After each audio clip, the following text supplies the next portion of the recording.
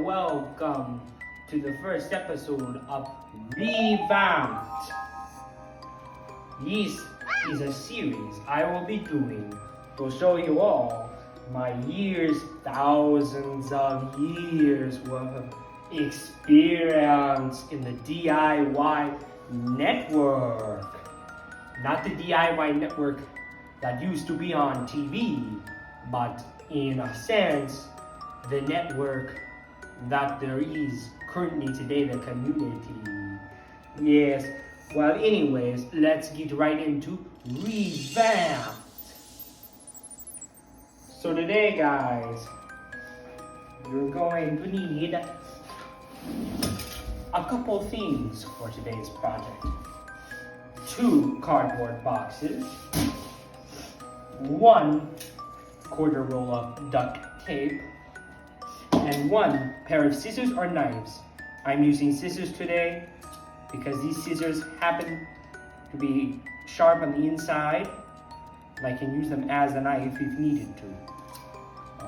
But if you will be using scissors, I suggest using cardboard scissors that you can buy at your local dollar store or Walmart.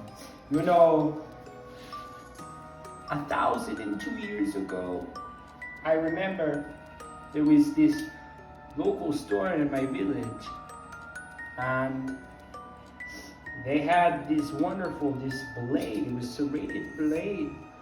It was almost like a beheading sword, you know? And so I said, I will take that. And he said, well, we do not serve vampires here, sir. So I did the reasonable thing and completely sucked all the blood out of his body. Anyways, just a neat little tidbit of me. Let's get started here. So first, we're going to want to cut the cardboard boxes open. Right here, like so. 1 cut, 2 cut, 3 cuts, 4 cuts, 5 cuts, 6 cuts, use the knife function, 7 cuts, 8 cuts, 9 cuts, 10 cuts, 11 cuts, 12 cuts, 13 cuts,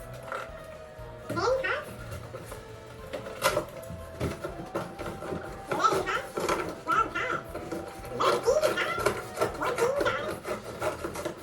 cuts, 16 cuts. We got to do 16 cuts, guys. 16, that's all it takes.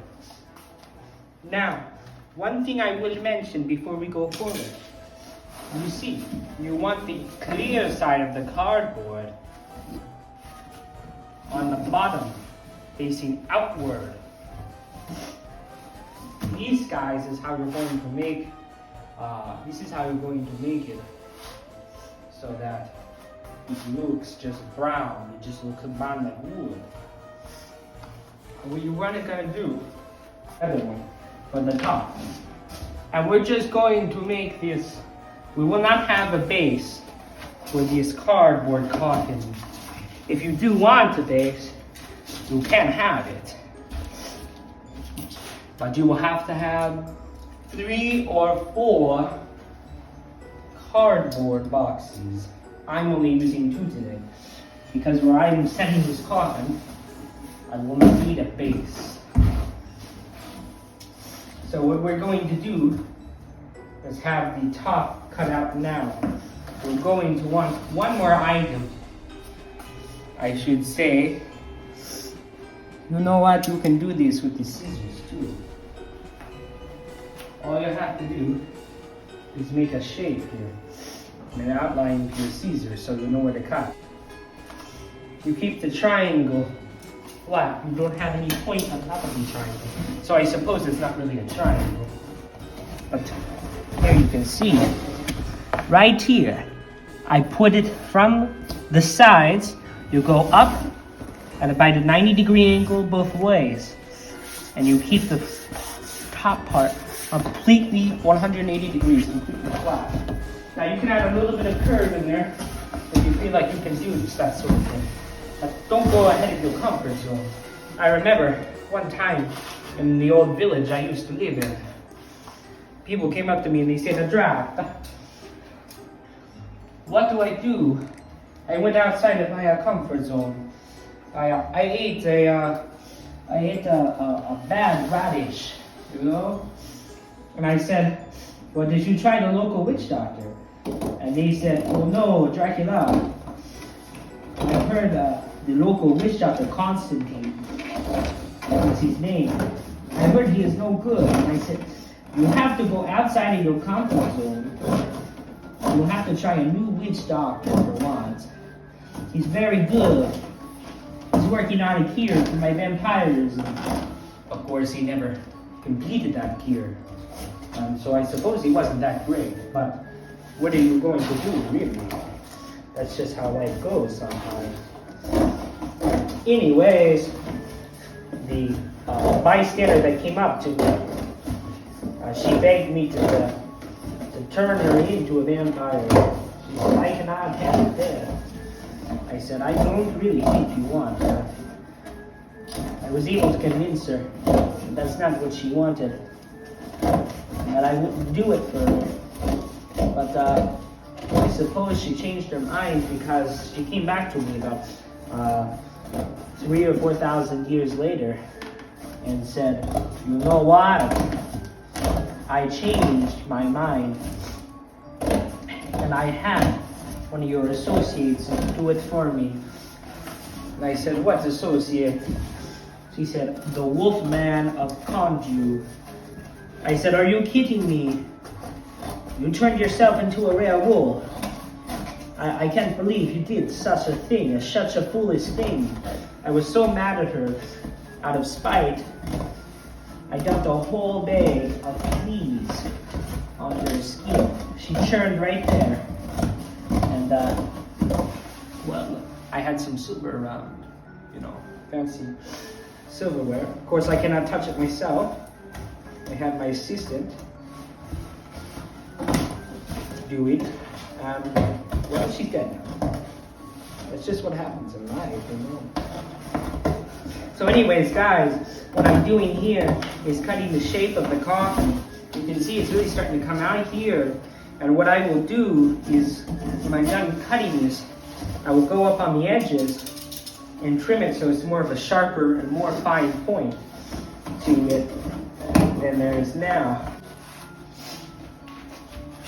Alright guys, I got done cutting it. Now as you can see, it's cut in a coffin shape. Like I said, I just went back and kind of sharpened up those edges a little bit. Now what we're going to want to do is keep the scrap. Do not discard the scrap yet. You do not want to do that. Ooh, this reminds me of my home in Transylvania. It was a lovely home. Until one day, an angry mob of pillagers found out about me, my beloved. Decided they could not have vampires hanging around. And everyone was enlightened into the time period. From there, well, you know how the story goes. They burned and pillaged my house. And that is what happened, my beloved. I don't very much like talking about that story. I suppose I should share it with you, as you are my loyal viewers. Now what we are doing here is cutting the other box. Remember, you want to turn it on your side so it's easier to cut. From here, after I'm done cutting this, it will be momentarily. Intuition. Which vampires have some sort of sidekick. Intuition too. But I don't really like much getting into that. Remember guys, you're almost done. All you have to do now is take another square piece. Keep it on the side. Cut it to size. Usually is what you want to do. Sorry, guys. I just put on my cape because I'm going out later. Let me know if you want to see more of my cape. But it kind of gets in my way from time to time. That's why I haven't been wearing it most of the video. But I am going out to feed. Later guys. Don't worry. If you're not in the British Columbia area, you'll have nothing to worry about. Not that that's where I'm from, but that's what I like to feed. I found the transition from Transylvanian life to American life as not been as hard as I thought it would be. I just recently moved here about 300 or 400 years ago. Of course, the settlers weren't here yet. And the Native Americans were pretty chill with me being around. They kind of thought, hey, you know what, these guys just kind of like suck some blood and stuff, and this is good. I didn't bother them, they did not bother me. But then the settlers came in, and it wasn't it wasn't as friendly as an exchange, let's put it that way. They thought of me as sort of almost a witch, as all English people do, tend to do, with vampires. They're kind of racist, guys, but it's whatever, really.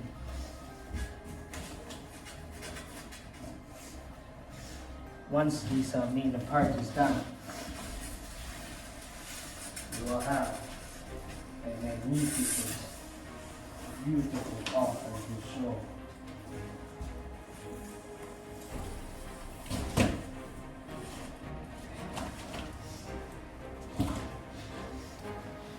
Now, you may be like, well, Dracula, that doesn't look very pretty. Oh, but it will once we get to decorating the coffin. Step that you want to do is to take a Sharpie, preferably brown or black. You want to turn your coffin from silver to black. Right here, you're gonna turn these from silver to black. And it will start to look over time, which I will show you, like spots. Once you have all of the tape to black, it's time for our next and almost final step in the decoration process. And to add a rest in peace symbol, we will be painting blood onto this coffin momentarily. Thing you're going to want to do, here's my assistant here. He's a vampire in training. The next thing, no, down. The next thing you're going to want to do is down. All you're gonna want to do is add some fake blood. I would use real blood, but YouTube would demonetize it. It's some fake blood from your dollar store and your Halloween store. This is $9. Pour a little bit out. No, it's not a little bit. On there. We'll hold this for me, my assistant. And then you're going to take it. And it is running like fake blood. So It was a bit drippier last year. I don't know if they changed or not.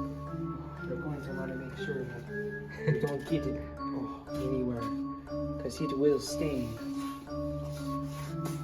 But simply just paint a little bit onto your coffin like that. You want to make it all scrambly.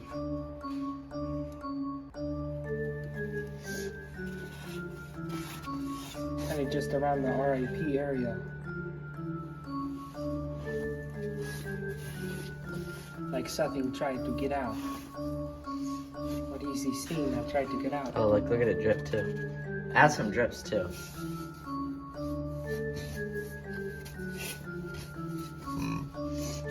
different smears and stuff like that.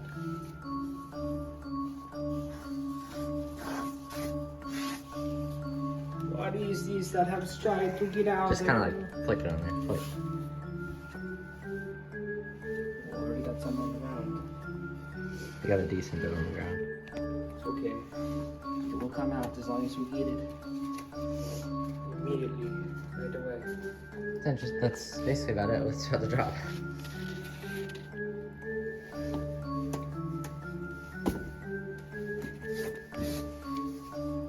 Look at that. Doesn't that look amazing?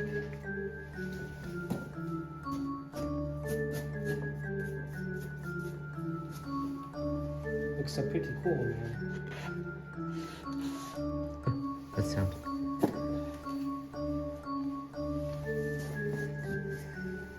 And it will dry like a real bud too. It will. That actually looks really good. I meant that looks really good. You see it here. Maybe we add a little bit more. Just a tiny bit. Whoa, this was $9. You said that's all you'd use. Uh-oh. That is all I'm going to use is this little bit. I'm kidding, there's a lot of it. I think that paintbrush is getting a little old already. Add a little bit more down here. Get some on the sides too. Just a little more Oh wow, splatter. that bottom streak looks really good.